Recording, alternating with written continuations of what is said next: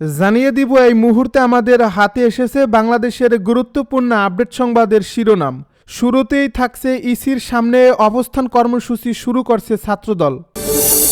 এবারে জানিয়ে দিব আইনজীবী হত্যা মামলায় চিন্ময় দাস সহ ৩৯ জনের বিরুদ্ধে চার্জ গঠন। এদিকে নির্বাচন কমিশনের উপর বিএনপির আস্থা রয়েছে জানালো ফখরুল।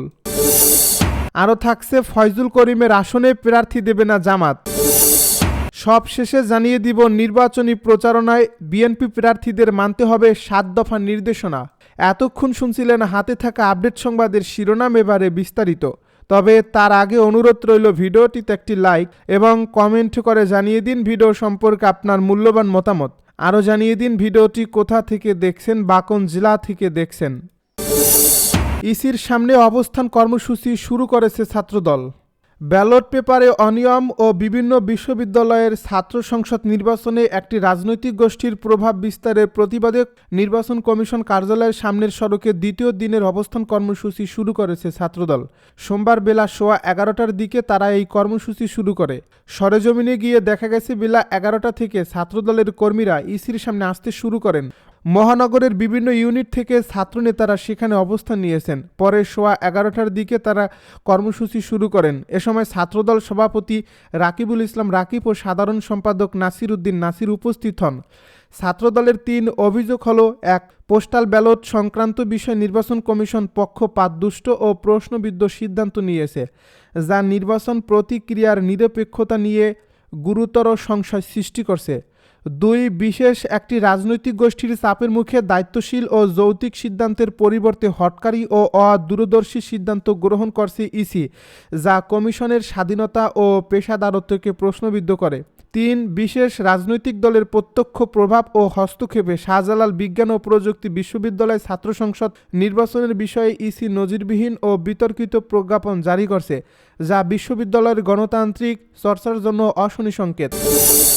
আইনজীবী হত্যা মামলায় চিন্ময় দাস সহ ৩৯ জনের বিরুদ্ধে চার্জ গঠন।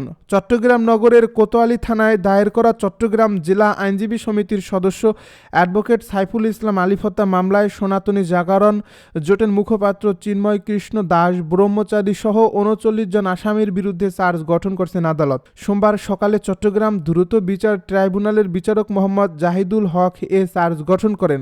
এ সময় চিন্ময় কৃষ্ণ দাস ব্রহ্মচারী সহ 23 আসামি আদালতে হাজির করা হয়। চট্টগ্রাম জেলা আইনজীবী সমিতির সভাপতি অ্যাডভোকেট আব্দুস সত্তার বলেন, অ্যাডভোকেট সাইফুল ইসলাম আলিফ হত্যা মামলায় মোট ৩৯ জনের বিরুদ্ধে চার্জ গঠন করা হয়েছে। মামলার 16 জন আসামি এখনও পলাতক। আদালতে চিন্ময় কৃষ্ণ দাস ব্রহ্মচারীর পক্ষে একজন আইনজীবী উপস্থিত ছিলেন। পলাতক আসামিদের পক্ষে একজন আইনজীবী হাজির থাকলেও কারাগারে থাকা 22 জন আসামির জন্য আগামী ধার্য তারিখে লিগ্যাল এইড অফিস থেকে আইনজীবী নিয়োগ দেওয়া হবে বলে জানান সংশ্লিষ্টরা। মামলার পরবর্তী শুনানির জন্য ধার্য করা হয়েছে আগামী 2 ফেব্রুয়ারি। নির্বাচন কমিশনের উপরে বিএনপির আস্থা রয়েছে বলছে ফখরুল। নির্বাচন কমিশনের উপরে বিএনপির আস্থা রয়েছে জানিয়েছে দলটির মহাসচিব মির্জা ফখরুল ইসলাম আলমগীর। তিনি বলেন, আমরা বিশ্বাস করি যে নির্বাচন কমিশন যোগ্যতার সঙ্গেই এই নির্বাচন পরিচালনা করতে সক্ষম হবে। সোমবার রাজধানীর জিয়া উদ্যানে শহীদ রাষ্ট্রপতি জিয়াউর রহমানের 90তম জন্মবার্ষিকীতে শ্রদ্ধা নিবেদন শেষে তিনি এসব কথা বলেন। ফখরুল বলেন, শহীদ প্রেসিডেন্ট জিয়াউর রহমানকে সেজন্য আমরা বাংলাদেশের মানুষ প্রতি বছর স্মরণ করি, কারণ তার দেখানো যে পথ, সেই পথেই আমরা সামনের দিকে এগিয়ে যাই। একটা উদার গণতান্ত্রিক বাংলাদেশ প্রতিষ্ঠা করার লক্ষ্যে আমরা আরও দৃঢ়ভাবে শপথ গ্রহণ করি। মহাসচিব বলেন, আজকে যখন ফেব্রুয়ারি মাসের 12 তারিখে নির্বাচন ঘোষিত হয়েছে, একটা ছাত্র জনতার অভ্যুত্থানের মধ্য দিয়ে যখন ফ্যাসিস্ট হাসিনা পালিয়ে গেছে, তখন আবার নতুন করে একটা ধ্বংসপ্রাপ্ত অর্থনীতির বাংলাদেশকে গড়ে তোলার জন্য, গণতন্ত্রকে প্রাতিষ্ঠানিক রূপ দেওয়ার জন্য আমরা আজকে এখানে শপথ নিয়েছি এবং শপথের মধ্য দিয়ে বাংলাদেশ জাতীয়তাবাদী দল ও সমস্ত অঙ্গ সংগঠন বাংলাদেশের শহীদ জিয়ার যে আদর্শ, সে আদর্শকে এখানে বাস্তবায়িত করবে। এই শপথ আমরা আজকে এখানে নিয়েছি। অনেকের মনোনয়ন বাতিল হচ্ছে, পোস্টাল ব্যালট নিয়ে বিতর্ক হচ্ছে। এ নিয়ে দলীয় অবস্থান জানতে চাইলে বিএনপি নেতা ফখরুল বলেন, এটা বরাবরই আপনার নির্বাচন কমিশনের যখন বাছাই হয় তখন কিছু সমস্যা থাকে, এটা নতুন কোনো ব্যাপার না। আমরা এখন পর্যন্ত নির্বাচন কমিশনকে দেখেছি যে মোটামুটিভাবে তারা যোগ্যতার সঙ্গে কাজ করছে। আমাদের যে সমস্যাগুলো দুই একটা যেটা আমরা মনে করছি সেগুলো আমরা গতকাল তার সামনে তুলে ধরেছি এবং আমরা বিশ্বাস করি যে নির্বাচন কমিশন যোগ্যতার সঙ্গেই এই নির্বাচন পরিচালনা করতে সক্ষম হবে। জামায়াতের আমিরের জন্য বিএনপির চেয়ারম্যানের মতো নিরাপত্তা দেওয়ার একটা বিষয় সামনে এসেছে, সেটি জানতে চাইলে তিনি বলেন, এটা তাদের ব্যাপার, এটা আমাদের কিছু নয়। এ অনুষ্ঠানে দলের স্থায়ী কমিটির সদস্য ডক্টর মুঈন খান, সালাউদ্দিন আহমেদ, মির্জা আব্বাস, গয়েশ্বর চন্দ্র রায়, চেয়ারপারসনের উপদেষ্টা আমানুল্লাহ আমান, জ্যেষ্ঠ যুগ্ম মহাসচিব রুহুল কবির রিজভী, যুগ্ম মহাসচিব হাবিবুন নবী খান সোহেল, ঢাকা 12 আসনের স্বতন্ত্র প্রার্থী সাইফুল আলম নীরব, ঢাকা মহানগর উত্তর স্বেচ্ছাসেবক দলের সহ সভাপতি ফখরুল ইসলাম রবিন সহ দলের বিভিন্ন অঙ্গ ও সংগঠনের নেতারা কর্মসূচিতে অংশ নেন।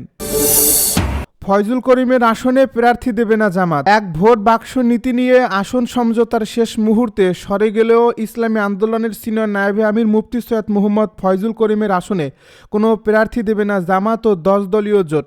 রোববার সন্ধ্যায় রাষ্ট্রীয় অতিথি ভবন যমুনায় প্রধান উপদেষ্টার সঙ্গে বৈঠক শেষে এক সংবাদ সম্মেলনে এ তথ্য জানান জামায়াতে ইসলামী নায়েবে আমির সৈয়দ আবদুল্লাহ মোহাম্মদ তাহের।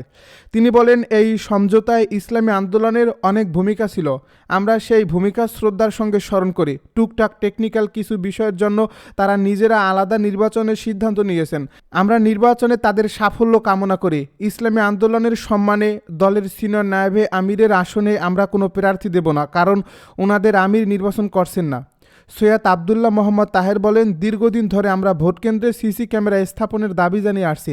আজ প্রধান উপদেষ্টা আমাদের আশ্বস্ত করেছেন যে উপদেষ্টা পরিষদের বৈঠকে প্রতিটি ভোটকেন্দ্রে সিসি ক্যামেরা স্থাপনের সিদ্ধান্ত নেওয়া হয়েছে এবং এজন্য প্রয়োজনীয় অর্থ বরাদ্দ দেওয়া হবে। একই সঙ্গে আমরা মত দিয়েছি ভোটকেন্দ্রের ভেতরে সেনাবাহিনী, পুলিশ বা র্যাবের প্রবেশ অনুমোদন দেওয়া ঠিক হবে না, কারণ এতে ভোটারদের মধ্যে ভীতি সৃষ্টি হতে পারে। তাদের দায়িত্ব হবে আইনশৃঙ্খলা রক্ষা করা, যা বুথের বাইরে থেকেই করতে হবে। প্রধান উপদেষ্টা আমাদের আশ্বস্ত করেছেন যে বাহিনীগুলো ভোটকেন্দ্রের ভেতরে প্রবেশ করবে না। প্রধান উপদেষ্টাকে কয়েকজন উপদেষ্টা বিভ্রান্ত করার চেষ্টা করেছেন উল্লেখ করে তিনি বলেন, নির্বাচনী লেভেল প্লেইং ফিল্ড তফসিল ঘোষণার দিন থেকে কার্যকর থাকার কথা ছিল, কিন্তু এরই মধ্যে কিছু বিচ্যুতি ঘটছে। প্রধান উপদেষ্টা বিস্ময়ের সঙ্গে জানিয়েছেন তিনি এ বিষয়গুলো আগেই নির্দেশনা দিয়েছিলেন।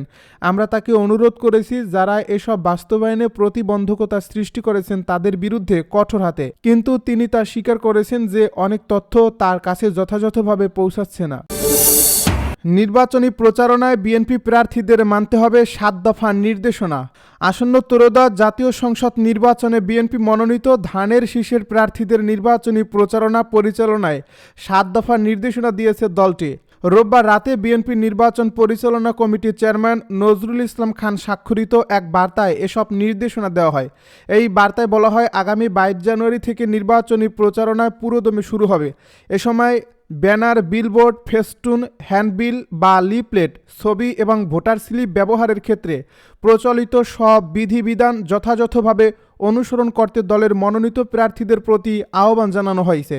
ব্যানারের সর্বোচ্চ পরিমাপ হবে 10 ফুট বাই 4 ফুট এবং বিলবোর্ড 16 ফুট বাই 9 ফুট। এছাড়া festoon 18 inch by 24 inch, handbill বা লিফলেট 8.27 ইঞ্চি বাই 11.69 ইঞ্চি। নির্বাচনী প্রচারণায় কোনো ধরনের পোস্টার ব্যবহার করা যাবে না। প্রচারণায় ব্যবহৃত ব্যানার, ফেস্টুন, হ্যান্ডবিল বা লিফলেট, ছবি এবং ভোটার স্লিপ সাদা কালো রঙের হতে হবে। শুধু বিলবোর্ড ও সামাজিক যোগাযোগ মাধ্যমে লেখা ও ছবি রঙিন করা যাবে। ব্যানার, হ্যান্ডবিল ও লিফলেট ও ফেস্টুনে প্রার্থীর প্রতীক ও নিজের ছবির সঙ্গে কেবল বর্তমান দলীয় প্রধানের পোর্ট্রেট ছবি ছাপানো যাবে। মুদ্রণকারী প্রতিষ্ঠানের নাম, ঠিকানা ও মুদ্রণের তারিখ উল্লেখ না থাকা কোনো ব্যানার, হ্যান্ডবিল বা লিফলেট, ফেস্টুন ব্যবহার করা যাবে না। কোনো প্রার্থী একটি নির্বাচনী এলাকায় 20টির বেশি বিলবোর্ড ব্যবহার করতে পারবে না। নির্বাচনী প্রচারণা ও ভোট গ্রহণের সময় কোনো ধরনের ড্রোন, কোয়াডকপ্টার বা এ ধরনের যন্ত্র ব্যবহার করা যাবে না। বিএনপির পক্ষ থেকে জানানো হয়, নির্বাচনী আচরণবিধি মেনে সুষ্ঠু ও শৃঙ্খলাপূর্ণ প্রচারণা নিশ্চিত করতেই এসব নির্দেশনা দেওয়া হয়েছে।